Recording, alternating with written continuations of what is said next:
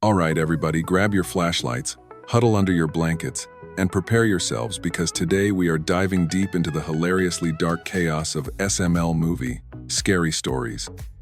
I'm your guide on this spectacular breakdown, and trust me, you're not ready for the wild ride ahead.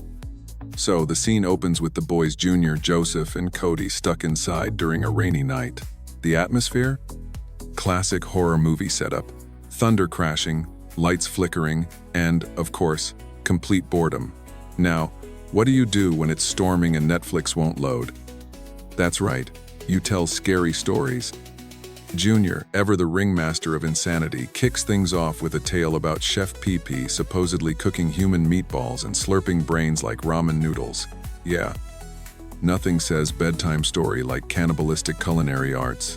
Naturally, Cody, the buzzkill, rationalizes it by saying Chef PP was just making spaghetti. But let's be honest, this is SML. Anything's possible. Cody's turn rolls around, and what does he deliver? A horror story involving naked twister and a zipper malfunction. Somewhere Freud is clapping. Understandably, the group shuts him down faster than a lemonade stand outside a diabetes clinic.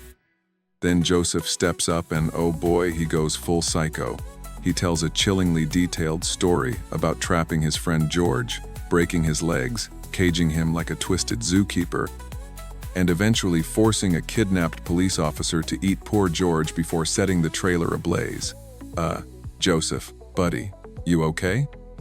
Quick pause. If you're already loving this deep, dark journey into comedy madness, don't forget to smash that like button, comment your favorite scary SML story, and hit subscribe so you never miss a hilariously horrifying breakdown.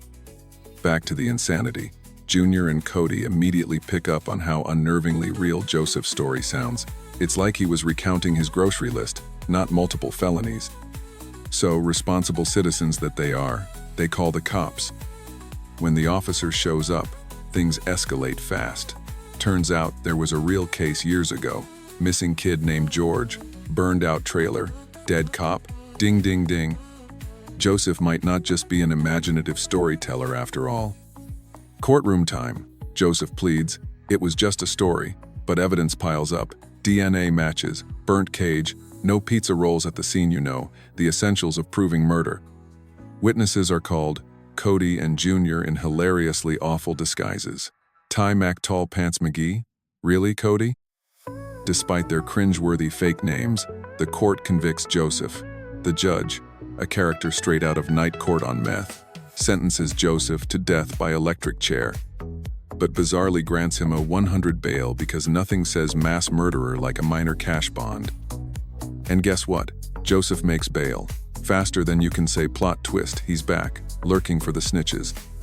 Junior and Cody are so terrified they might as well be waving red flags that scream, "We're guilty." But then another twist. Turns out the cop, Officer Tompkins, actually killed George while eating him, meaning Joseph technically didn't kill anyone. Morally repugnant? Absolutely. Legally guilty? Apparently not. Character breakdowns? Oh, we're doing it. Junior, the ringleader of chaos, forever diving into disaster headfirst and dragging everyone along for the ride. Cody, the voice of reason, perpetually ignored, forever suffering, but still loyal to his friends despite their collective idiocy. Joseph, the wild card gone feral. His scary story wasn't fiction, it was a confession. If Florida man had a child, it would be Joseph. Officer, the jaded law enforcer who's so desensitized that murder and cannibalism barely faze him anymore. Social commentary? Oh, it's thick. The episode skewers the romanticization of scary stories by showing what happens when reality actually bleeds into fiction. It also hilariously mocks the justice system. A double murder suspect getting 100 bail? Witnesses testifying through garbage disguises? It's brilliant absurdism. It's also a satire on friendship loyalty, how fear and guilt can coexist in friendships when the stakes are life or death. Junior and Cody aren't just scared for their lives, they genuinely feel bad for Joseph, proving that sometimes your dumbest friend is also the scariest. Ultimately, SML movie, Scary Stories, is more than just a spooky tale. It's a comedy roast of horror tropes, legal systems, and the terrifying thought that your friend might just be the villain all along. Thanks for joining me on this deep dive into madness. Smash that like button, subscribe if you haven't already, and drop a comment. What's your favorite ridiculously dark SML moment? Until next time, stay safe, stay skeptical, and for the love of pizza rolls, don't trust Joseph.